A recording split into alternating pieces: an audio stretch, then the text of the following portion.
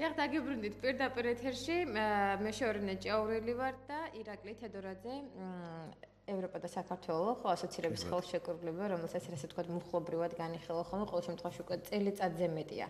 ჯერ მერაბ ჭიქაშვილიდან დაიწყე და შემდგომ ჩემთან და მერაბისთან განაგრძე შენი საქმიანობა და ასე ვთქვათ, მნიშვნელოვანი ინფორმაციების მიწოდება ჩვენს ერთგულ მსმენელთან და მაყურებელთან, რა თქმა უნდა, ისიც ჩვენმა მსმენელმა უფრო სწორედ რომ FM 105-სა და 1-ზე გვისმენს დარწმუნებული ვარ ძალიან ბევრი ადამიანი ახლაც ამ წუთებში.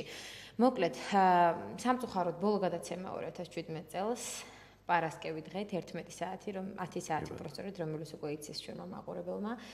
ვაჯამებთ მე როგორც ვიცი, აი ამ 2017 წელს შევეცდები უფრო ნაკლებად შევეხო ეკონომიკური კუთხით, რადგან მიუხედავად იმისა, თქვენ ამომწურავად შეგიძლიათ ამაზე ისაუბროთ, ყავს ერთი სტუმარი უკვე, ბატონი აკაკი ჩარგეიშვილი, რომელსაც უნდა შევაჯამებინოთ, თუმცა თქვენს დაგტვირთავთ გარკვეულწილად იმისთვის, რომ თქვენი პოზიციაც გავიგოთ. ახალი წელი სულ 2 დღეშია ვიცით, მიდის უკვე წინა სახელმწიფო მზადება, ცდილობს საზოგადოება გააწყოს სუფრა, შეუძლია, არ შეუძლია თუ ასე შემდეგ და ასე შემდეგ. მაგრამ სამწუხაროა ის, რომ ფასები უკმაყოფილოა ძალიან ბევრი ადამიანი. გარდა ამისა, არ უნდა დავივიწყოთ, რომ ლარი კვლავ გაუფასურდა, ისე არა როგორც თქვა რამოდენიმე დღეზე, მაგრამ 2.60 როგორ? ჯერ 2 დღე წინ არის კიდე. 2 დღე წინ არის კიდე. უკვე ჩდება თითქოს შთაბეჭდილება, რომ ეს ყველაფერი იყო მოჩვენებითი. უცბად რატომღაც დაიწია კურსმა და ახლა 2 დღე ახალ წლამდე 2 დღით ადრე 2.61-ია, როგორც ჩვენ ვიცით, ამ დროის მონაცემებით. Ну, ალბათ შეიძლება ყველაზე ბევრი 2-3 ლარით კიდევ გაუფასურდეს, მაგრამ მაინც მტკივნეულია, ხო, ეს საკითხი? იმილის მომგვრელია, მაგრამ ვაირო 2 ლარი ბევრისთვის შეიძლება არ ჟღერს, მაგრამ ციფრებით და პროცენტულობით ინფლაციაში რო გადავიღოთ, ეს თითქოს 100%-იანი ინფლაცია იქნება, ღმერთმა დაგვიფაროს. 2 ლარი გაძლევა, ეს იქნება უკვე 4 ლარი დოლარის ღირებულება. ჩვენ 20 თეთრით ვიგულისხმეთ ალბათ. 20 თეთრით. სწორია, ეს უკვე თავისუფლად შეიძლება სახელმწიფო კურიოზებისთვის გამოიყენოს. 2 ლარი ღმერთმა დაგვიფაროს 2 დღეში. ეს 98 წელი განმავლობა თავისი დეფოლტით. მოგესალმებით შორე და ძალიან კარგი ეს პოზიტიურად რომ დავიწყეთ და იუმორით.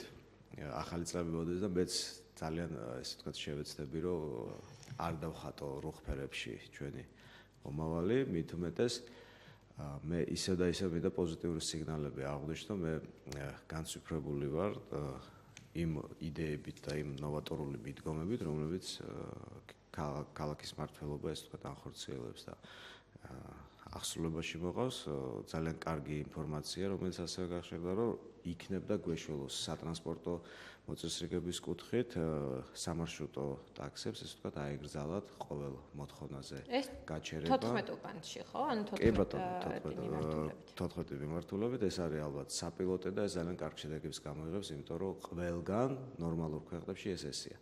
სამარშრუტო ტაქსი არ ნიშნავს ჩვეულებრივ ტაქსს. ეს არის, ესე ვთქვათ, მოთხოვნით, გაჩერების მოთხოვნით მოძრავი სატრანსპორტო საშუალება. კარგი იქნება ამას ასევე თუ დაემატება შემდგომ დისტრიბუციის მანქანების შეზღუდვა და ისინი იმუშავებენ გარკვეულ საათებში, როდესაც არ არის საცობები და არ არის ესე ვთქვათ პიკის საათი და ძალიან კარგი იქნება კიდე თუ მალე დაიწყება იმ დაანონსებული ავტობუსების ქარხნის მშენებლობა, რათა ესე ვთქვათ ეკონომიკური ზრდა გქონდეს, ხალხის დასაქმება გქონდეს და არა მხოლოდ თბილისში უნდა გაიხსნას ესეთი ეკონომიკური სუბიექტები, არამედ რეგიონებში. ერთი ძალიან კარგი იქნება და თუ იქნება სადმე გორი ხაშურის ტერიტორიაზე, ერთიც კიდე ქუთაისის ახლომახლო, რომ აი დასავლეთშიც წავიდეს ესე ვთქვათ ეკონომიკური ზრდა, იმიტომ რომ ძალიან საყურადღებო სტატისტიკა გამოაქვეყნა სტატსტატმა 48% შიდა პროდუქტის იწარმოება თბილისში. ეს არის კატასტროფა. ეს ნიშნავს, რომ დანარჩენი ეკონომიკა, ხვედრითი წილი ეკონომიკის ქვეყანაში არის თითქმის ნულის ტოლის სხვა ქვეყნებში. მაგიტომაც გვაქვს ესე ვთქვათ მიგრაცია შიდა თბილისისკენ და ესე ვთქვათ აქ უკვე ქალაქი ემსგავსება ესე ვთქვათ ბეტონის ჯუნგლებს, რაც არ არის ლამაზი და დედაქალაქს თავისი სიკოპწიე და თავისი სიკოხტავი უნდა დაუბრუნდეს. მით უმეტეს ჩვენ სოციალურ ქსელში ხშირად ხედავთ ფოტოებს თუ როგორი იყო ქალაქი და როგორი გახდა, ხო? ძალიან კარგი ასევე მიმართულება, რომელიც სამშენებლო კუთხით ინიციატივები წამოვიდა, ნებართვები, ურბანული პოლიტიკა, ამიტომ ნახოთ რას მოგვიდავს 2018 წელი. მოდით მობილური ტელემაყურებელი მოვისმინოთ მისი პოზიცია და შემდგომ გიბრუნდებით დილამ მშვიდობისა. მოგესალმებით დილამ მშვიდობისა. ალო, გამარჯობათ. ისმის ჩემი ხმა? დიახ, გვესმის ისაუბრეთ. რა მაინტერესებს არ გამჩნევ თუ შეიძლება.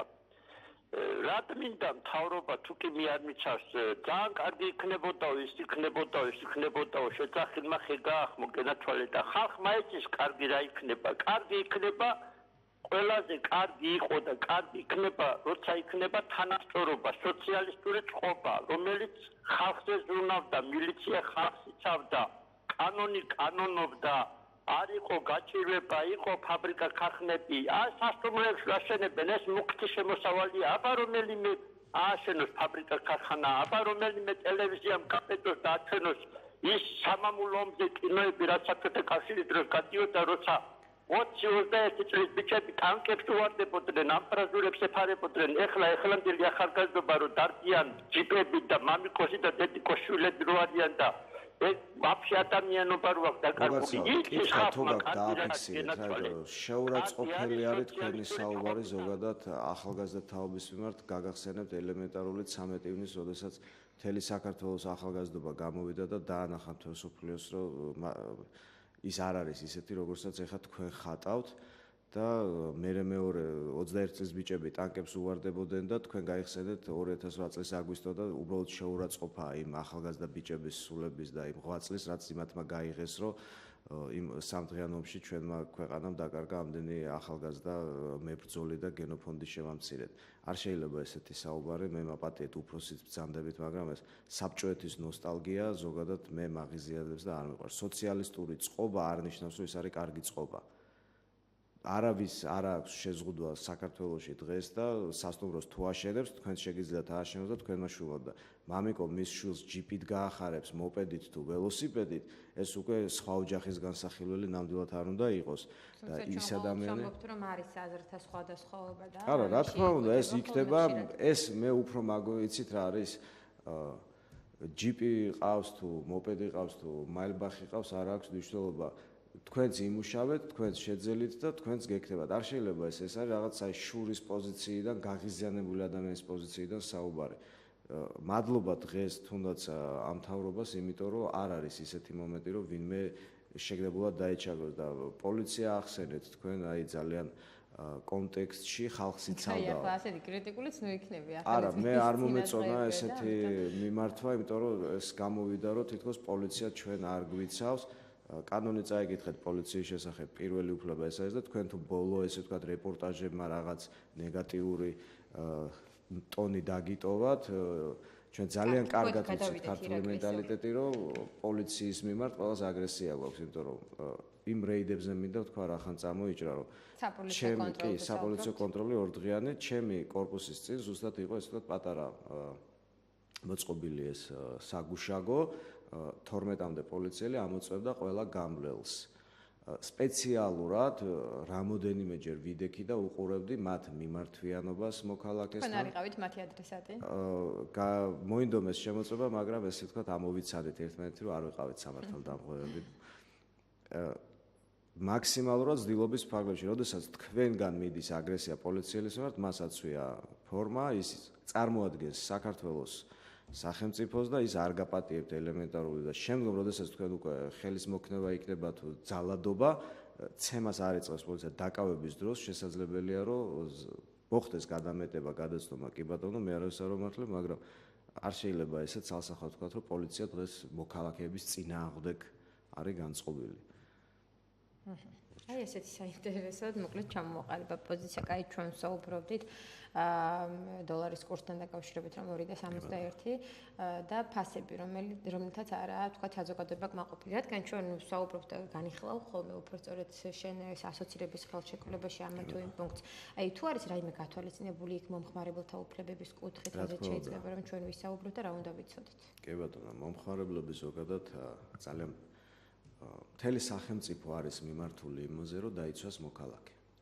ნებისმიერი კანონი ემსახურება, აი როგორც ბატონმა თქვა, თანასწორობას და ჩვენ კონსტიტუციურად ასე ვთქვათ, გაწერილი გვაქვს, რომ კანონის წინაშე ყველანი ვართ თანაბარი, აქ არის მეორე მომენტი, თითოეულმა ჩვენთაგანმა მაღალი მართშეგნება უნდა გამოიჩინოს, სამართლებრივი კულტურა უნდა გამოიჩინოს და უნდა იცოდეს რა არის მისი უფლება პირველ რიგში.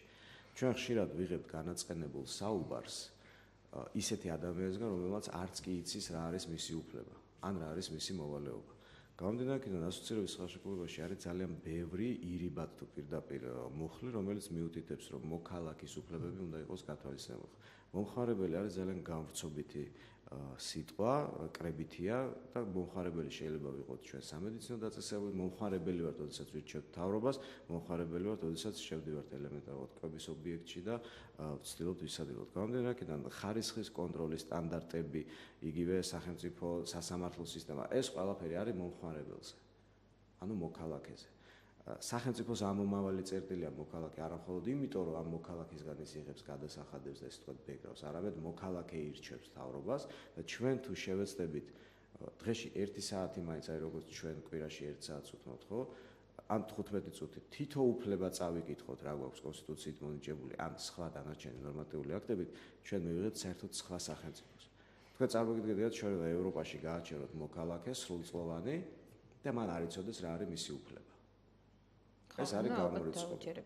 აქედან გამომდინარე უკვე შემდგომ მასთან მიმართებაც სხვანაირია, ურთიერთობაც სხვაგვარი არის და როდესაც ადამიანმა არც კი იცის რისი უფლება აქვს და მემაპატიება ეს ქართული აზროვნებიდან უნდა ამოვკვეთოთ, აი ცალსახად რაღაც უნდა ალბათ განათლება ისევ და ისევ დაგვეხმარება, რომ აი ყოველთვის ვართ ვიღაცა მხსნელის მოლოდინში. ჩვენ შეგვიძლია მთელი ცხოვრება ვიყოთ ესე ვთქვათ ლუარსაბ თათქარიძე და ველოდოთ ვინმე როდის მოვლის საქართველოს, მოვლის ჩვენს ვენახს, მოვლის სოფლის მეურნეობას და არც ერთი ჩვენთაგანი დღეს მზად არ არის. შემთხვევაში ყოველთვის იქნები დაშაგრული ადამიანი, ყოველთვის გექნება რაღაც ის უკმაყოფილების განცდა და ყოველთვის იქნები რაღაც ისე პოზიციაში, რომ უკან დგახარ, ამიტომ ამ ზოგადად შინაგანი ლიდერობა არ არის მხოლოდ ამბიცია, ხვდებით? ანუ ლიდერობა არის პირველ რიგში პასუხისმგებლობა. საქართველოში ლიდერობა გამოიხატება უმეტესწილად დამახინჯებულად და ეს ნიშნავს აი რაღაცნაირ ან ცნობადობას, ან თითქოს და ყველაფრის დაშვებას საკუთარი მიზნებისთვის. ეს არ არის ლიდერობა. ლიდერის განმარტება ის არის პასუხისმგებელი იმ მოქმედებისთვის, რასაც ჩადის. აი საინტერესოა უკაცრავად რომ გაწყვეტინებთ, საინტერესო რადგან თქვენ ასე ვთქვათ სტუდენტებთან გაქვთ, ხო? გარკვეულწილად კი არა გაქვთ. შეხება, აი თუ გრძნობთ ჩვენ ცოცხალი ბიბლიოთეკა რუბრიკა, როდესაც გვაქვს ხოლმე ყოველ შაბათობით, იქ ყავდა სტუმარი, უბრალოდ თამარ და მარიამს ყავდა სტუმარი გიორგი, რომელიც საუბრობდა აი ამ ახალგაზრდების ლიდერულ პოზიციასთან დაკავშირებით, რომ ფიზიკურად შეუძლებელია თავი იგრძნო ლიდერად, იმიტომ რომ განათლების კუთხით ძალიან დაბალია ჩვენი მაჩვენებელი. იზიარებთ ამ პოზიციას თქვენ თუ არა? იცით რა არის შორენა მე ახლა. ანუ ხელის შემშლელი ძალიან ბევრი ფაქტორი არის და სწორედ აქედან გამომდინარე ეს ყველაფერია, როგორც მიჩნევა. მე არასდროს არ ვაკეთებ პოლიტიკურ განცხადებას. და ძალიან ბევრი ადამიანი, როდესაც ესეთი მიმართულებით საუბრობს, პოლიტიკურად არ ვსაუბრია ამას. აი უკვე განცხადებაში ვხედავ, რომ ეს არის შაბლონური ტექსტი, რომ აი განათლების ხელშეწყობა. ჩვენ დღეს მადლობა ვთქვათ ქვეყანაში გვაქვს ძალიან ბევრი პროგრამა, ძალიან ბევრი დაფინანსების პროგრამა, ძალიან ბევრი საგრანტო პროგრამა და მე ბედნიერი ვარ დღეს, იმიტომ რომ 5 უნივერსიტეტში მე სხვადასხვა ეს ვთქვათ კატეგორიის სხვადასხვა კლასის უნივერსიტეტში, როდესაც ლექციებს კითხულობ, მე გვერდ-გვერდ ვხედავ მდიდარი ოჯახის შვილს და ვხედავ სოფლიდან კარგი გაგებით, ესე ვთქვათ, საქართველოს მთიანი რეგიონი იქნება თუ არა მთიანი რეგიონი, ჩამოსულ ბავშვს, რომელმაც მისი განათლებით, მისი ცოდნით ჩააბარა ეროვნული გამოცდები და მოხვდა თუნდაც ჯავახიშვილის უნივერსიტეტში, თუნდაც გრიგოლ ორბაქიძის უნივერსიტეტში, ან სხვა დანარჩენში. ასე რომ განათლების ხელმისაწვდომობა საქართველოში არის. არის თუ არა საკვარისი პროფესორ-მასწავლებლები? არის. იცით რა არის? არ შეიძლება ჩვენ ესე ვისაუბროთ, რომ არა გვაქვს საქართველოში სულ დაჩაგრული, არ ვართ სულ ესე დაჩაგრული. თავი მოინდომა და რა თქმა უნდა, თქვენ მაშინ მე მკითხეთ, მე როგორ ვისწავლე სკოლაში. ბატონი გიორგი ალბათ ძალიან ახალგაზრდაა ჩემთან შედარებით და მას არ ახსოვს 22 წლის. ხო, 10 წელი მე.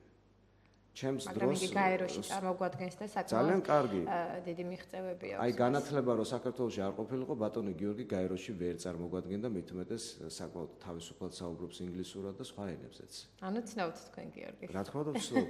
ძალიან კარგად. უბრალოდ მე მისი ციტატებს ახლა ვერ ვიტყვი, რომ არ მიყურებია მისი, ასე ვთქვათ, გადაცემისთვის, მაგრამ ურთიერთ გამომრიცხავია ხო ჩვენ ყოველდღიურად აი ჩავატარეთ ფორუმი სადაც ახალგაზრდა სტუდენტი მონდომებული ბავშვები ისეთი დამუშავებული თემებით აქტუალური თემატიკებით მოდიან არ შეიძლება ეს საუბარი რომ ეს გასაგებია შეიძლება მივმართოთ რომელიმე საგრანტო ორგანიზაციას რომ ჩვენთან ეს არის პრობლემა რომ მოვიზიდოთ გრანტი უფრო უკეთესი გავხადოთ ჩვენი სიტუაცია ამ დარგში მაგრამ შავბნელი ეტაპი ჩვენმა ქვეყანამ გაიარა და არ შეიძლება სულ ოპერირება მომავლისკენ ვიყოთ კი ლიდერების პრობლემა არის და ეს მხოლოდ განათლების პრობლემა არ არის ეს უკვე არის შიდა ესე ვთქვათ ადამიანის ფსიქოლოგიური დანამატი ესე ვთქვათ ფსიქოლოგიური კონტექსტი დღეს ბევრი უნივერსიტეტები გვთავაზობენ გაცვლით პროგრამებს არ დავასახელებ ხა რეკლამაში გამოვა ახალი ეს ვთქვათ აკრედიტაციის ერთ-ერთი მოთხოვნაა მემორანდუმები საერთაშორისო უნივერსიტეტებთან ორგანიზაციებთან გაცვლითი პროგრამები დასაქმება ჩვენ ძალიან ბევრ რამეს ვაკეთებთ სახელმწიფოში და აი ესე მხოლოდ ტრაფარეტულად არ უნდა განვაცხადოთ რომ აი განათლება არის პრობლემა. არა. დღეს ყველას შეუძლია საქართველოში მიიღოს ხარისხიანი განათლება. აქ არის მეორე მომენტი, სტუდენტმა უნდა მოინდომოს. როდესაც პროფესორ-მასწავლებელი შედის ესე ვთქვათ აუდიტორიაში და სტუდენტი მემაპატიეთ, მაგრამ კალამი და რვეულიც კი არ აქვს რომ ის ლექცია ჩააკონსპექტოს და არც კი იცის რა საგანზე შემოვიდა. ან რა არის მისი სახელმძღვანელო, რომელი კოდექსი უნდა მოიტანოს სამოქალაქო თუ საპროცესო. კაცრი ლექტორი ხართ როგორც მე არ არის უკვე ეგ საუბარი, რომ განათლება არ არის ხელმისაწვდომი. ხო, იმიტომ რომ თან ისეთი არგუმენტები გექნებათ თქვენ მოყვანილი აბა თუ იმ სტუდენტთან რომ ძალიან რთული ალბათ თქვენი ლექტორობა, მაგრამ ვფიქრობ ობიექტური და სამართლიანი რა თქმა უნდა. შეიძლება ცოტა ადრე იყოს 2017 წლის შეჯამება, მაგრამ შეგვიძლია გამოვყოთ რამოდენიმე მნიშვნელოვანი ფაქტორი, რაზეც შეიძლება რომ ესე თავმოყრა გავაკეთოთ და ვისაუბროთ ასოცირების ხელშეკრულებებიდან თქვენ რას გამოყოთ. თქვენი ნებართვით შორენა მე ისევ და ისევ გამიკვირდა ძალიან ბოლო 4 დღე არის მომართვიანობა ესე ვთქვათ ჩვენს ორგანიზაციაში კი ისევ და ისევ პრობლემა წარმოიქმნება ფინანსურ პირამიდებთან და ფინანსურ განათლებასთან ასოცირების ხელშეკრულებაში პირდაპირ არის მითითებული ესე ვთქვათ ფინანსური ინსტიტუტები უნდა იყოს აუცილებლად ტრანსპარენტული და მარეგულირებელი ამ შემთხვევაში ეროვნული ბანკი უნდა ახორციელებდეს პრევენციულ ზომებს მე გავახსენებ საზოგადოებას ეროვნული ბანკის განცხადებას ფინანსურ პირამიდებთან დაკავშირებით მათ მოუწოდეს ესე ვთქვათ იყვნენ მეტად ყურადღებიანი მაგრამ რას ნიშნავს ფინანსური პირამიდები რა იყო ფინანსური პირამიდა ეს არის ესე ვთქვათ ორგანიზაციული სტრუქტურა პირამიდის სახით რო წარმოვიდგინოთ სამკუთხედი ზემოთ მიმართული სადაც უმეტესი წილი ესე ვთქვათ ნაკადი თანხის გროვდება მხოლოდ წვერში პირამიდის ხოლო დანარჩენი ესე ვთქვათ აი სტოლფერ და სამკუთხედი რო ავიღოთ ეს სტოლფერ და სამკუთხედის ქვევით მდებარე ხალხი საზოგადოება არის ზუსტად აი ამ ფინანსების მიმწოდებელი და ძალიან ესე ვთქვათ გამართლების და 1000 სხვა შესაძლებლობების შემდეგ შეიძლება ამ სტოლფერ და სამკუთხედის ქვემო ეშელონებში ყოფნა ადამიანმაც რაღაც გამომუშავება სარგებელი იპოვოს მაგრამ უმეტესი მისი დანიშნულება არის ესე ვთქვათ ფინანსური დინება წავიდეს ზემოთ და ეს ზემო არის მაქსიმუმ 10-15 ადამიანი, რომელმაც ეს ფინანსური პირამიდა დაარსა, გამართა და ესე ვთქვათ მისი კონცეფცია შეიმუშავა. ეხლა ზოგადად ხალხი ვერ ერკვევა, ხო, ქსელური მარკეტინგი არ ნიშნავს ფინანსურ პირამიდას. ეს არ არის ორი თანატოლი, ესე ვთქვათ და თანასწორი ცნება. ქსელურად მუშაობთ ყველა ჩვენ. ელემენტარული, როდესაც აი მაგალითად ნიკორა გირიგებთ თქვენ თავის ბარათებს ან გუდვილი ან რაღაც, ეს ნიშნავს, რომ ის აკეთებს მისი მომხარებლების ქსელს. ამიტომ შეტყობინებად შედის ამაში? რა თქმა უნდა, ნეტვორკი არის ეს, როდესაც აი ჩვენ ვართ ქსელი, რომელიც გარკვეულ ბრენდს მოვიხმართ და ერთმანეთში ამ ბრენდს შეგვიძლია ესე ვთქვათ გავავრცელოთ, ვიყოთ ამ ბრენდის წარმომადგენლები და ასე შემდეგ. ეს არ ნიშნავს, რომ ეს არის ფინანსური პირამიდა. ფინანსური პირამიდის ყველაზე მთავარი დამახასიათებელი არის ის, რომ ფინანსური დინებები მიდის ზევით, მიმართულია ზევით. მიმართულია, ესე ვთქვათ, შეუსაბამო და არაგონერულ რისკთან. მოდით ახლა პირდაპირ ვთქვათ, ხო, მე რამოდენიმე დღის უკან დამეკონტაქტა რამოდენიმე ადამიანი, რომელსაც, ხელშეკრულება რო წარმოვიდგინეს, ეს ხელშეკრულების მოპოვებაც კი მათთვის გახდა ძალიან პრობლემური. და საზოგადოება მინდა გავაფრთხილო, როდესაც თქვენ ვიღაცა გპირდებათ ბიზნესში ინვესტირებას, თქვენ თქვენი თავი განიხილოთ ინვესტორად. არ აქვს მნიშვნელობა, ეს იქნება $1700 თუ ეს იქნება $17,000. აუცილებელია მოითხოვოთ, ესე ვთქვათ, ამონაწერები სარგებლიანობა. გასაგებია, რომ სემინარებზე ეპატიჟებიან ესეთ ადამიანებს და წარუდგენენ მათ წარმატებულ პირებს.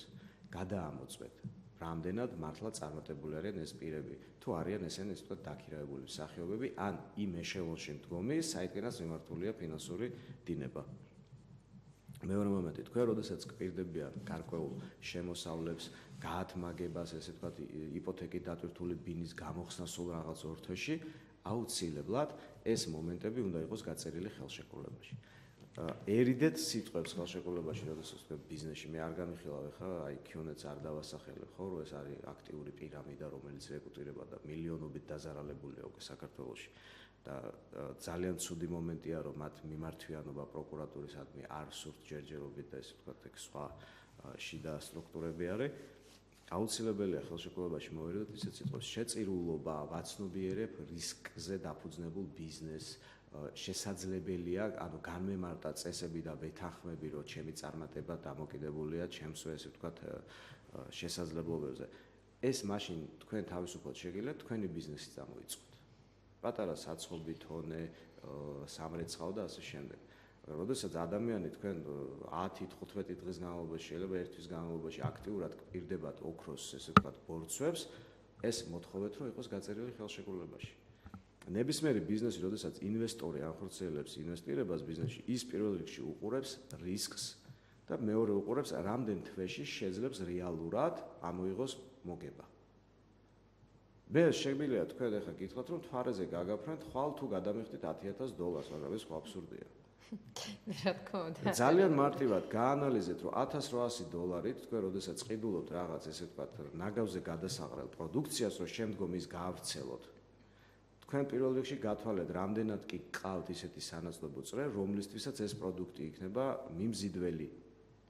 თქვენ ამ $1,800 ბანკში კი არ გვერდა პროცენტი კი არ გერიცხებათ, არამედ გერიცხებათ იმ გაყიდული ესე ვთქვათ პროდუქციის და მოყვანილი მოზიდული კლიენტების, რომელიც შეძლებთ.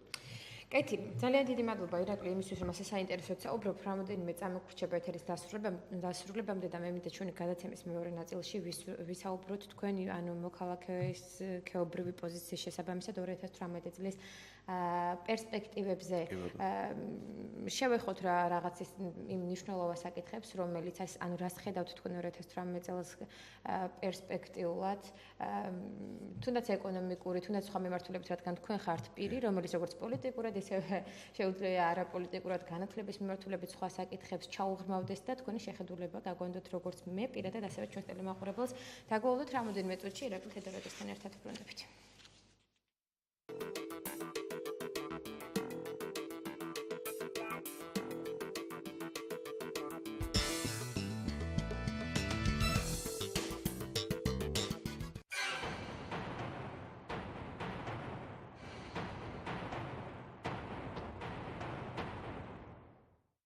პეტრე მელიქიშვილი, გამოჩენილი ქიმიკოსი, თბილისის უნივერსიტეტის ერთ-ერთი დამფუძნებელი და პირველი რექტორი, საბჭოთა კავშირის და ევროპის არაერთი აკადემიის აკადემიკოსი, ლომონოსოვის სახელობის პრემიისა და ოქროს მედლის მფლობელი.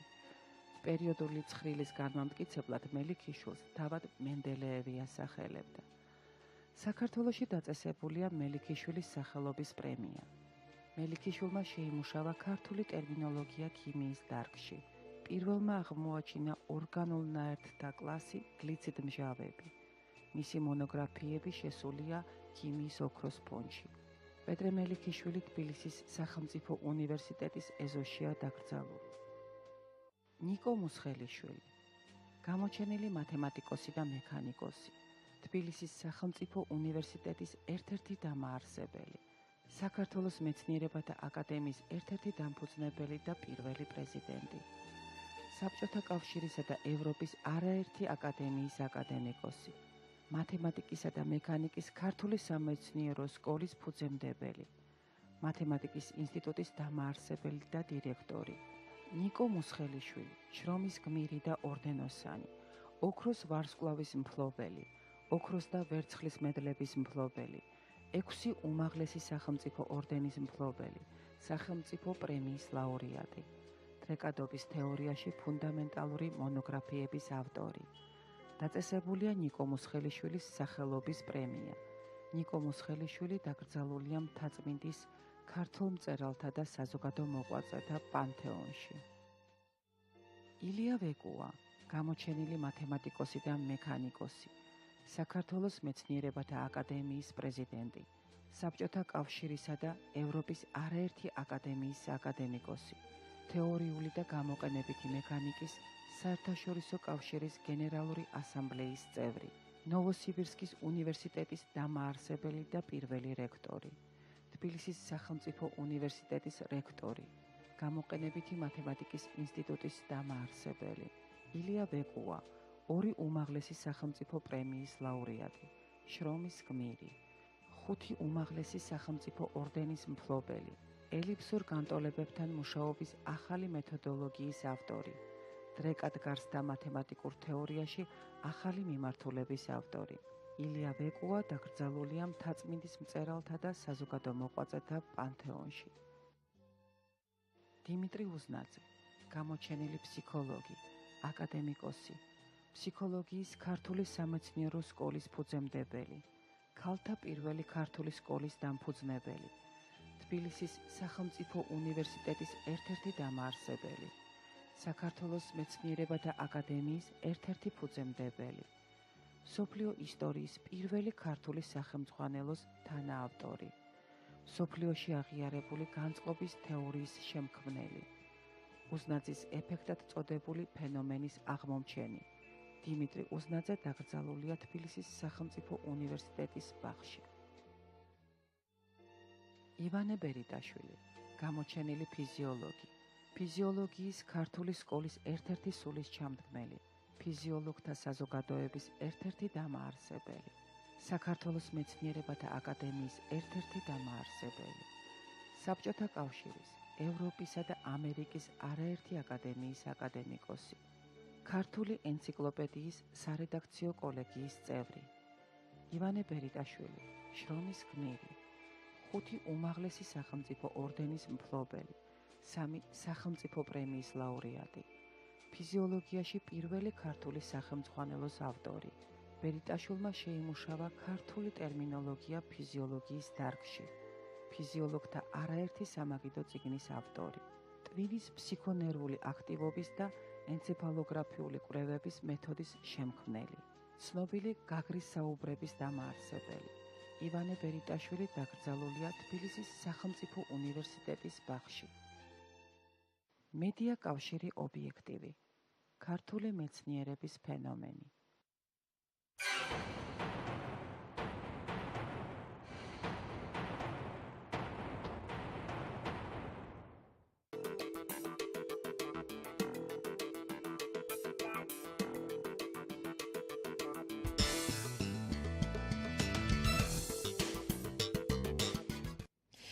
დიახ, დაგიბრუნდით პირდაპირ ეთერში, მოგეხსენებათ ირაკლი თედორაძე ახლა ობიექტივის სტუდიაში. მოგესალმები კიდევ ერთხელ ირაკლი, მინდა რომ გესურვო წარმატება და რა თქმა უნდა ეთერის დასასრულს მომეცემა კიდევ საშუალება რომ წინასწარ მოგეულოცოთ დამდეგი 2018 წელი. კეთილი ჩვენ უნდა ვისაუბროთ ახლა 2018 წლის პერსპექტივებზე, თქვენი შეხედულება როგორია და რას ასე ვთქვათ გამოკვეთდით 2017 წელში კარგს და უარყოფით, რატომაც არა ვისაუბროთ ამ კუთხითაც და გავიგოთ თქვენი შეხედულება წინა წელთან, ანუ ამ წელთან დაკავშირებით. კი ბატონო, მანამ სანამ ეს თქვა ახალი წლისკენ გავიხედებით და 2018-ზე ვისაუბრეთ, მოდი მაშინ დავასრულოთ სიმბოლურად 2017 და მე მინდა გადაცემას რუბრიკას ობიექტივში ევროპა და საქართველოს გადავქცეთ ესეთი მადლობის სიგელი. ვაიმე, რა კარგია, ძალიან დიდი მადლობა.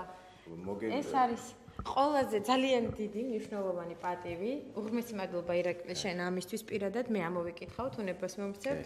მადლობის სიგელი გადაეცემა მედია კავშირი ობიექტივის რუბრიკა ევროპა და საქართველოს მაღალი მართლშეგნებისა და სამართლებრივი კულტურის ევროპულ ფასეულობებთან საზოგადოების დაახლოებაში შეტანილი წვლილისთვის. ძალიან დიდი მადლობა, მე კიდევ ერთხელ დიდი სიამაყით და სიხარულით ვაჩვენებ ჩვენს ტელემაყურებელს და რადიო მსმენელს. კიდევ ერთხელ გულწრფელი მადლობა. მე ვფიქრობ, რომ ობიექტივის, ასე ვთქვათ, ერთ-ერთ გვერდს, სადაც ჩვენი სიგელებია გამოკვეთილი, დაამშვენებს ნამდვილად და აუცილებლად გვერდით მივუსვამთ, ასე რომ ვთქვათ, ამ სიგელსაც, დამსახურებულ სიგელს მადლობა კიდევ ერთხელ. შეგვიძლია განვაგრძოთ აუცილებლად იმდენად დავთოვანი გადაცემის ბოლოს კიდევ გადაგიხდით მადლობას ამისთვის. ძალიან კარგი. 2017 ეს თქვათ მართლა ბევრის მომასწავლებელი იყო და ეს იყო ფუნდამენტი.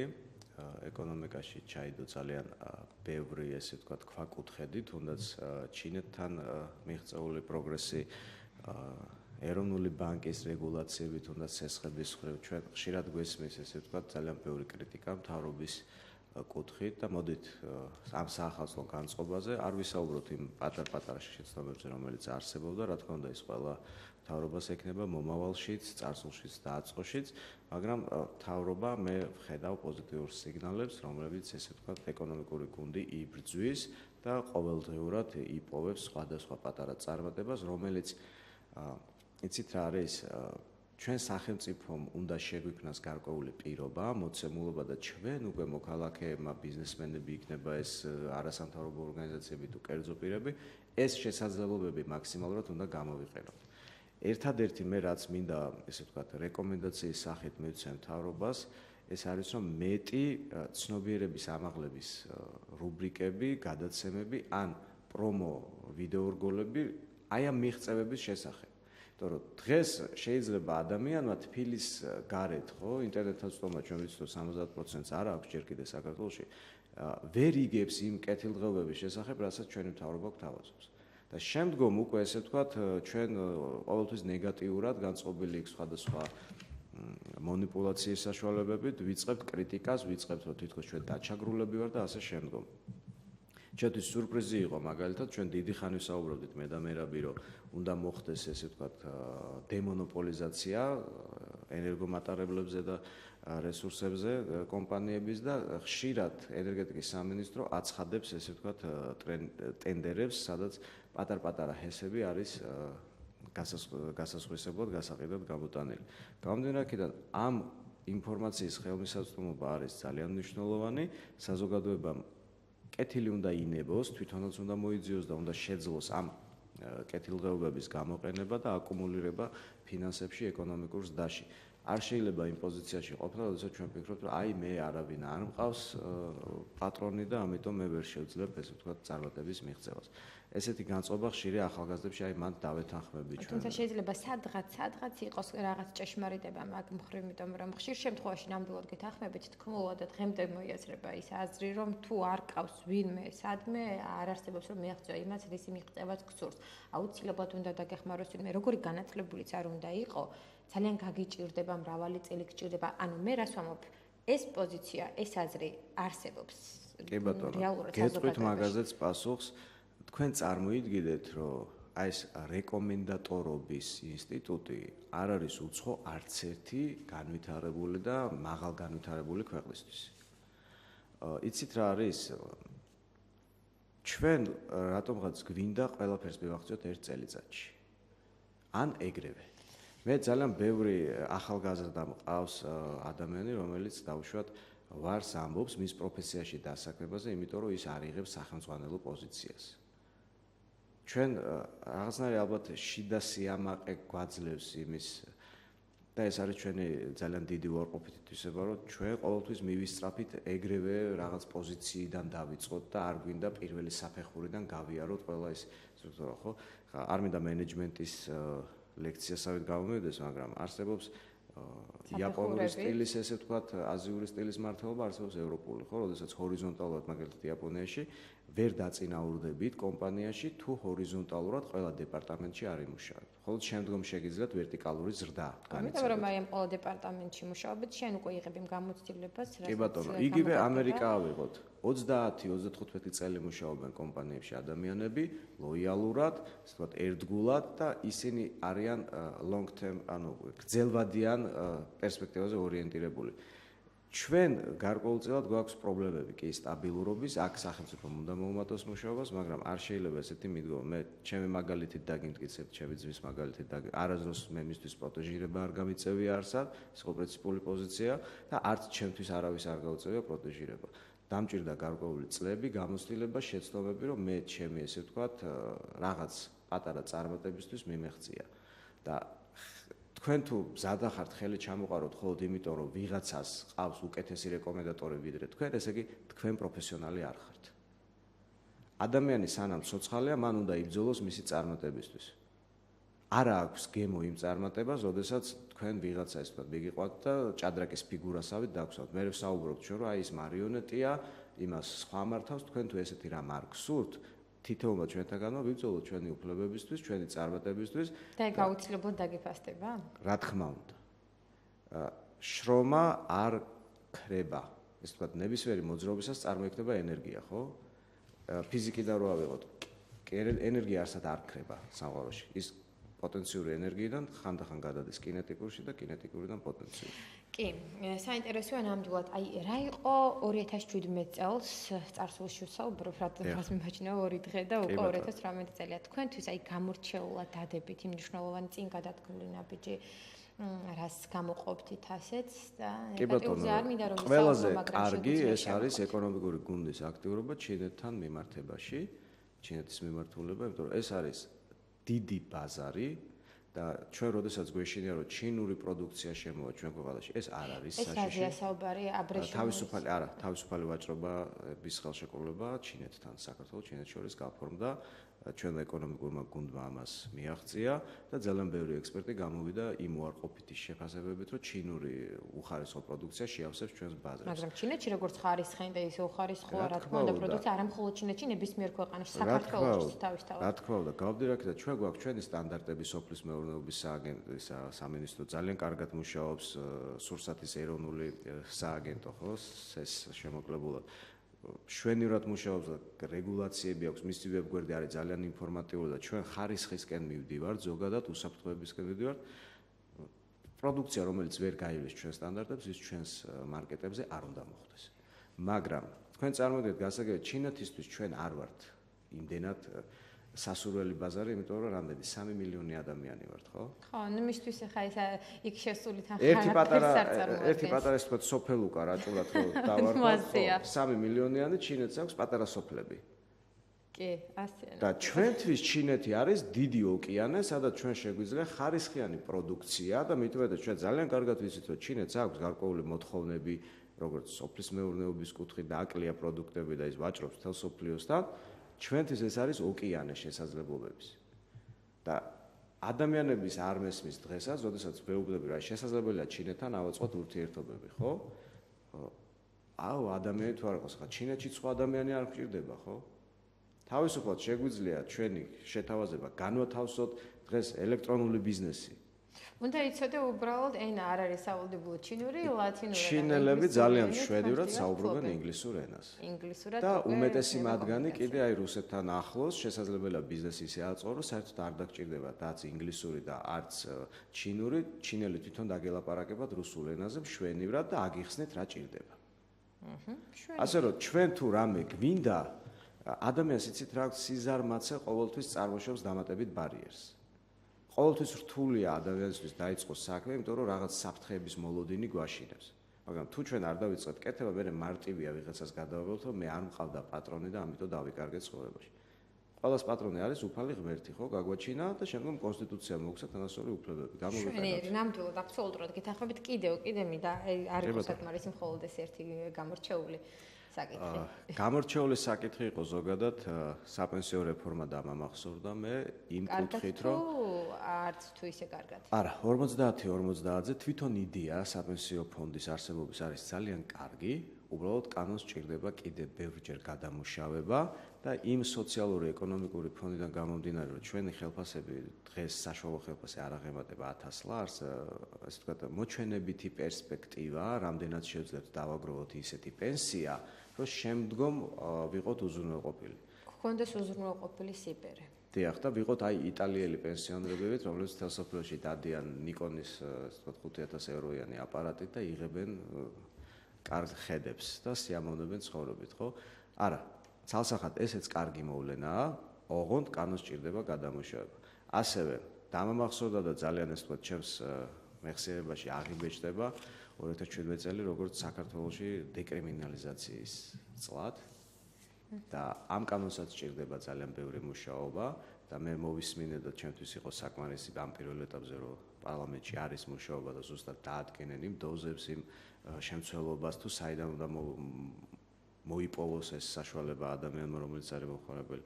ძალიან დასამახსოვრებელი იყო ასევე საგადასახადო რეფორმები, ოღონდ ოდნავ ნეგატიური შეფასებით იმ ხრივ, რომ მოსახლეობას დააწვა ხარჯად სახელმწიფო და ეს ცოტა არ იყოს გაუმართლებელი იყო, ამან გამოიწვია ძალიან ბევრი, ესე ვთქვათ, უკმაყოფილება. ძალიან კარგი რეფორმა იყო, როდესაც ელექტრომობილები აღარ იბეგრება და შეგვიძლია გამბაჟების გარეშე, ესე ვთქვათ, გადასახადის გარეშე შემოვიყვანოთ, ეს ჩვენს კლიმატს შეუწყობს ხელს. არა, ძალიან ბევრი როგორც ნეგატიური, ისე პოზიტიური მუხტით იდეის დონეზე თუნდაც დადებითი სიტუაციები აღინიშნება საქართველოში და მე მართლა მოხარული ვარ, რომ გარკვეულწილად ჩვენ ვითარდებით. ჩვენ ადგილზე არ ვდგავართ. რაც შეეხება საკადრო ცვლილებას, ამას რამდენად საკადრო ცვლილებაში რას აი ჩამიკავართ. სტრუქტურულ ცვლილებებზე ვსაუბრობ მე თუნდაც. ეს ნორმალური მომენტი არის, იცით რა არის? რომ საუბარია ხოლმე უკაცრავად, რომ თითქოს ესა თუ ის პირი არ იმსახურებს ამა თუ იმ თანამდებობაზე. და ვინ ვარ ჩვენ რომ განსაზღვროთ მაგალითად ვინ იმსახურებს? ნუ ზოგადად განიხილავენ ხოლმე მისი დამსახურების შესაბამისად, მისი საქმიანობიდან გამოცდილების რატომ მოდით ახლა ესეთ რამეს გეტყვით შორენამ გამოცდილება საერთოდ არ ნიშნავს რომ თქვენ იქნებით კარგი მენეჯერი სიტყვაზე. ხოთაშორის მოყავთ ხოლმე შემდეგ მაგალითად რომ კახი კალაძე საერთოდ არც პოლიტიკისთვის წარმოუდგენელი ფიგურა იყო, მაგრამ ხედავთ რომ ჩამოყალიბდა, მან იშრომა და გამოცდილების შესაბამისად საკმაოდ სერიოზული ბაზაც დააგროვა. გამოცდილება მას არ ქონია დაუშვათ არც ენერგეტიკის სფეროში, მაგრამ ის პედაგოგების დახმარებით, მისი გუნდის დახმარებით განვითარდა. ჩვენ პატრიარქის სიტყვის მომშველებთ, ხო, თითოეულ ჩვენთაგანში არის ძალიან დიდი ნიჭი, იმიტომ რომ კიდევ ერთხელ გავიმეორებ, ხო, ხადდა მისად შექმნა უფალმა, ხო? გამომდინარე, ჩვენზეა დამოკიდებული, რას მივახცევთ ამ ცხოვრებაში, როგორ გამოვიყენებთ იმ იარაღს, ანუ ტვინს გულისხმობ და ინტელექტს და იმ საშუალებას, რასაც გვაძლევს სახელმწიფო, რამდენად ეფექტურად გამოვიყენებთ. ახლა ჩვენ თუ საუბრობთ, რომ დაუშვათ არ უნდა იყოს სიტყვაზე ვთქვა გახარია შინაგან საქმეთა მინისტრი, რატომ არ უნდა იყოს მოდით ესე არ ვთქვა. პოლიციური რეიდები დაიწყო მეორე დღეს, ძალიან კარგი. მოდით შედეგებს გადავალოთ თვალი. შედეგი ვიცით 52,000-მდე ადამიანი გამოიკითხა, 127 დაკავებული და შემდგომ იქ არის სხვადასხვა ნარკოტიკული საშუალებების აღმოჩენა, იარაღები და ასე. მე კიდე მივესალმები თუ ესეთი რეიდები თვეში ერთხელ ორ დღიანი იქნება ოღონდ. აი ესე თქვა ძახილის ნიშნით ადამიანის უფლებების და კანონის სრული დაცვით. ჩვენ ვიცით რომ არ ვიცით ეს ყოველთვის იქნება, მაგრამ გვეუბნება შინაგან საქმეთა აუცილებელია უნდა იყოს, იმიტომ რომ ჩვენ ვართ ქვეყანა, სადაც არის ტურიზმი და ჩვენ ვამბობთ რომ 6 მილიონი ადამიანი გსტუმრობს და ჩვენ 3 მილიონიც არ ვართ. გამომდინარე აქედან პოლიციის მონიტორინგი დავარქვათ, ეს არ არის საპოლიციო რეჟიმი, ნებისმიერ დროს მეც გაუჩერები ვარ პოლიციას და პირიქით. თუ თქვენ ხართ აქტიური მოქალაქე, არ არღვევთ კანონს და მაღალი მარჩეგდება გაქვთ, ძალიან მარტივია პირადობის ჩვენება და მადლობის თქმა და კეთილი დღის სურვილი ერთმანეთისადმი. რა თქმა უნდა, თან განსაკუთრებით ეს საპოლიციო კონტროლი თუ სისტემატიური ხასიათს მიიღებს, ჩვენ ვიცით რომ სახალხო დამცველის აპარატმა მონაცემების გამოქვეყნა იმ კუთხით უბრალოდ რჩევა მოქალაქეებისთვის თუ რა უნდა იცოდნენ იმ დროს, როდესაც თქვა სამართალდამცავი ამოწმებს მათ, რომ რაღაც გადამეტებული გადაცემა რუბრიკაში.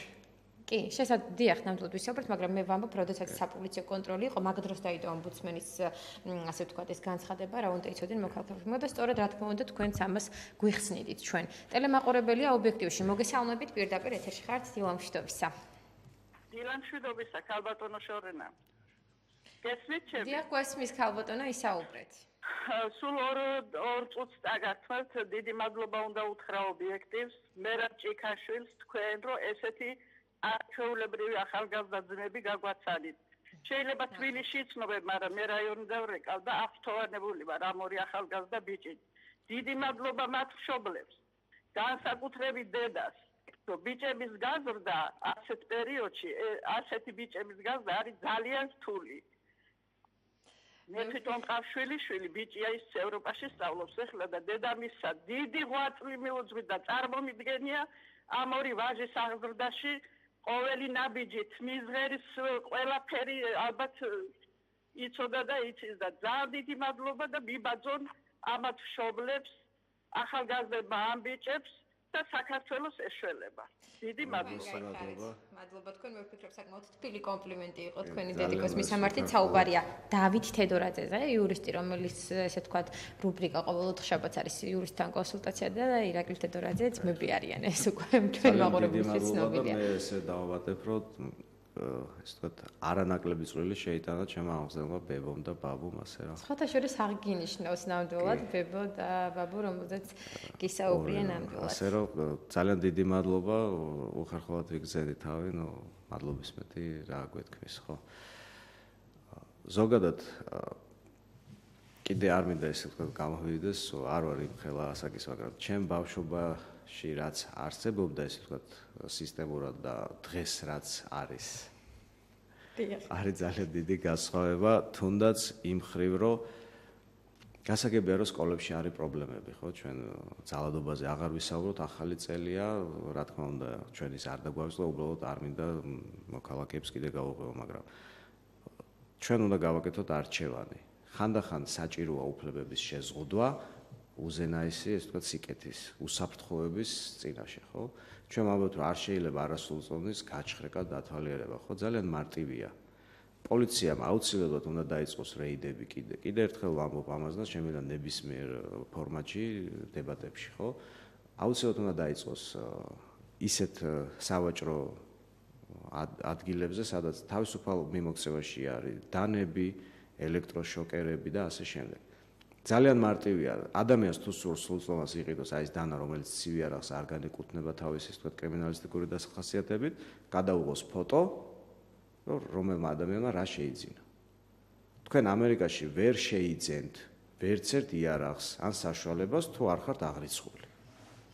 შემდგომ უკვე კრიმინალისტი დაუშვათ დანაშაული რომ მოხდება თითოეული ობიექტის მიხედვით ძალიან მარტივად ადგენს სად იქნა ეს შეძენილი და ვის მიერ. არ შეიძლება ჩვენთან ყველაფერი არის თავისუფალ მიმოქცევაში და ბავშვები ხშირად დადიან იმხელა ესე ვთქვათ დანებით რომ თითქოს დათვზე მიდიოდნენ სანადიროდ. არ შეიძლება. პოლიციური კონტროლი სავალდებულოა ადამიანის სრული უფლებების დაცვით. და სკოლებშიც ნებისმიერ მშობელმა უნდა გააცნობიეროს რომ ბავშვის გაჩხრეკა იქნება საჭირო თუ ესე ვთქვათ ზედაპირული დათვალიერება ეს უნდა განხორციელდეს ოღონ არასრულწლოვნის სპეციფიკის გათვალისწინებით. კი, ანუ თანხმდებით ჩვენ იმაზე რომ აუცილებელია თუ ჩვენში იწევს ეჭვს რომელიმე მოზარდი მაგალითად ჩვენ აუცილებლად უნდა დავრეკოთ მის კანონიერი წარმომადგენელს, მშობელს, მეურვეს არ აქვს მნიშვნელობის სამართლებრივი სტატუსი როგორი იქნება და მისი თანსწრებით უნდა მოხდეს პირის დათვალიერება. იზოლირება. დადგეს მეტალო დეტექტორები არსებობს, ხო, როგორც აეროპორტში. სკოლებში მოვითხოვოთ დავაყენოთ, რომ არ შეიტანონ დანა, ესე ვთქვათ, გასაშლელი, რა ქვია, ხელკეტი, მე ამას წინათ ესე ვთქვათ, წავაწყდი ახალგაზრდა ბავშვების, ანუ 10-12 წლის ბავშვების, ესე ვთქვათ, შესაუბრებას და ერთმანეთის საპირისპიროდ, ესე ვთქვათ, არგუმენტად გამოიყენოს ელექტროშოკერი. მე მიკვირს იმ მშობლის, რომელიც არ აკონტროლებს მის ბავშვს თუ რაუდებს ჩანთაში. არ შეიძლება ესეთი უკონტროლო სიტუაცია, ხო? ან მაშინ უნდა ვესაუბროთ ბავშვს და უნდა ესე ვთქვათ. მეორე მომენტი. სპორტი ღზდის ესე ვთქვათ ჩვენში ღირსების შეგრძნებას. აუცილებელია სკოლებში აუცილებლად უნდა იყოს სპორტული აქტივობები და სპორტი უნდა შემოვიდეს ჩვენ ცხოვრებაში. ეს შემდგომ ჩამოაყალიბებს დისციპლინირებულ საზოგადოებას, ეს შემდეგ ჩამოაყალიბებს დისციპლინირებულ ახალგაზრდებს, ხო? ცურვა, ბასეინები, 1000 სპორტ კომპლექსებია, ხელმისაწვდომია, განათლების სამინისტრომ რაღაც ტენდერი გამოაცხადოს სკოლების კუთხით, უნივერსიტეტების კუთხით, რომ ჩვენი საზოგადოება ჯანსაღი ცხოვრებით ცხოვრობდეს, ხო? დღეს ჩვენთვის ძალიან ცუდი შესახედია, როდესაც 10-14 წლის ბავშვები ლუდით ხელში, სიგარეტით ხელში, ესე ვთქვათ, ერთობიან. მე კიდევ ერთხელ ვიტყვი, რომ მე როდესაც ვიყავი 10 წლის, 3 სხვადასხვა სპორტის ვარჯიში მქონდა დღეში და სიგარეტის მოსაწევა და ქუჩაში დასადგომა ნამდვილად არ მეცადა. ჭადრაკიდან გავარბოდი ხოლმე მუსიკაზე, მუსიკიდან კარატეზე, კარატედან ჭიდაობაზე და ასე შემდეგ. ანუ ესე იგი როგორც თქვა განათლებით ასევე სპორტით რა თქმა უნდა ჯანსაღ სხეულში უნდა. ჯანსაღის სული უნდა იყოს. არ შეიძლება ადამიანმა იკითხოს მთელი დღე წიგნი და ის იყოს ჯანსაღი ფიზიკურად. თორემ მას სჭირდება განტვირთვა. ირაკლი, ახლა ჩვენ 4 წუთი გვრჩება როგორც გვატყობინებენ ეთერის დასრულებამდე, შეგიძლიათ ეს 4 წუთი გამოიყენოთ რაში? იმაში, რომ უსურვოთ ჩვენს ტელემაყურებელს ის რაც გსურთ რომ უსურვოთ, ურჩიეთ ის რაც შეიძლება რომ ურჩიოთ და გითხარით როგორი იქნება 2018 წელს ჩვენი გადაცემები. იგივე სტარტით გავაგრძელებთ ყველაფერს თუ იქნება კი, ჯერ ჩვენ არ მოგვიწურავს ესე ვთქვათ ხელშეკრულების ყველა პუნქტი. ჩვენ ასევე როგორც ვცდილობთ ხოლმე გავამდიდრებთ სხვადასხვა სტუმრებით იმ სფეროებში, სადაც ესე ვთქვათ მექნება კომპეტენციის ნაკლებობა. ხშირად ჩვენ ვერ ვიწევთ აქ სახელმწიფო წარმომადგენლებს, იმიტომ რომ მათთვის ეს ფორმატი ესე ვთქვათ არ არის მისაღები, მათ აქვს თავისი პროგრამა, მაგრამ ჩვენ ჩათვალთვალოთ ვართ გარე კონსულტანტი, ესე ვთქვათ საკონსულტაციო ჯგუფი, რომელიც ცდილობს რომ და მე ძალიან მიხარია რომ ბევრი ჩვენი გადაცემის იდეას მე ვხედავ დღეს თბილისში რომ ესე ვთქვათ ხორციელდება და ინერგება. ამიტომ მოქალაქეებს რამე დაუსვრო, ხო? პირველ რიგში ეს არის, ჯანმრთელობა და ხვავი ბარაქი ეს გასაგებია, ქართული. როგორც ხდება ხოლმე. კი. მე ერთადერთი ვისურვებდი საქართველოში ბევრ განათლებულ, ოღონდ განათლებაში არ გულისხმობ წიგნის წაკითხვას. განათლება არის ნათელი გონება. საღად მოაზროვნე ადამიანს, ვისურვებდი აუცილებლად მაღალი მართლშეგნების მქონე ადამიანს. ვისურვებდი ასევე რომ შევამციროთ სამართლებრივი ნიჰილიზმის დონე და ვიყოთ მაღალი სამართლებრივი კულტურის მატარებლები, მაღალი პოლიტიკური კულტურის მატარებლები და ჩვენ გავიაზროთ რომ ჩვენ ვართ მომავალი და ნებისმიერი ჩვენი ესე ვთქვათ ნაბიჯი ცხოვრებაში განსაზღვროს ჩვენს მომავალს. 2018 წელი ჩვენთვის ძალიან საინტერესო წელია, გამომდინარე იქიდან რომ არის ძალიან ბევრი შესაძლებლობები. აი თუნდაც ბევრი ადამიანი ამბობს რომ მას აქვს იდეა როგორ მოაწყოს სახელმწიფო, როგორ მოაწყოს თბილისი. თბილისის მერის ვებგვერდზე არის განყოფილება, სადაც შეიძლება თქვენ შესთავაზოთ ესე ვთქვათ ამ გუნდს თქვენი იდეები და ისინი ამას განიხილავენ, ხო? ჩვენ გვაქვს შესაძლებლობები რაღაც უკეთესობისკენ შევცვალოთ. დროა რომ გადავიდეთ მოქმედებებზე და არა საუბრებზე მაგალითად. და ეს ტრაფარეტული და ჩემთვის მაგათ მარტივი ამოსაცნობია, როდესაც ადამიანი დატრენინგებული ჟესტიკულაციით საუბრობს და ესე ვთქვათ ბრტყელი ფრაზებით შემოიფარგლება, იმიტომ რომ მე ხშირად გადამიმოწმებია შემდგომ დამირეკავს მიმართია დახმარებისთვის და ყოველგვარი რეაქცია ნოლი. არ ვიყოთ ორიენტირებული მხოლოდ პოლიტიკური ხმების მოსაპოვებლად, ეს მთავრობას მინდა უსურვო და ესე ვთქვათ ქმედითი იყოს მეტი. ადამიანზე მორგებული იყოს ყველა რეფორმა და მე კიდევ და კიდევ სოფლის მეურნეობის აღზევება არის საქართველოს ესე ვთქვათ აღორძინების მთავარი გასაღები. ძალიან ბევრი პროგრამა აქვს სოფლის მეურნეობის აღზევების, მაგრამ კიდევ უფრო მეტი უნდა იყოს. ძალიან დიდი მადლობა ირაკლი, გულწრფელი მადლობა მართლა იმისთვის რომ თითოეული გადაცემა ყოველი პარასკევი 10 საათიდან 11 საათამდე გველამაზებდი, ინფორმაციის კუთხით საკმაოდ გვტვირთავდი, სწორედ იმის დაგამო რომ ჩვენ გაგვეგო რაღაც მნიშვნელოვანი თუ რა წერია, იქ ასოცირების ხელშეკრულებაში რა უნდა იცოდეს მოქალაქემ და ასე შემდეგ. რა თქმა უნდა ჩვენ არ წაგვიკითხავს რთულია ფიზიკურად რომ წაიკითხო და გაეცნო ყველაფერს, მაგრამ მნიშვნელოვან პუნქტებს გლეჯდი და ჩვენ გვატყობინებდი. ამისთვის უღრმესი მადლობა. ძალიან დიდი მადლობა ასევე მადლობის სიგელისთვის, რომელიც რუბრიკა ევროპა და საქართველოს